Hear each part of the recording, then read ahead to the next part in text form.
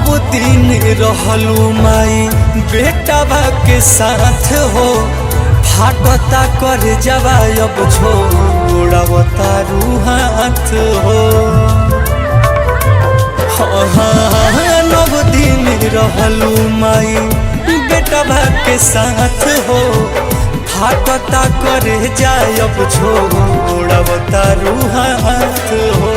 कि तोहरे सरनिया बीतल रोज दिन रतिया जगले भइल बाटे कैसे छोड़िया चाह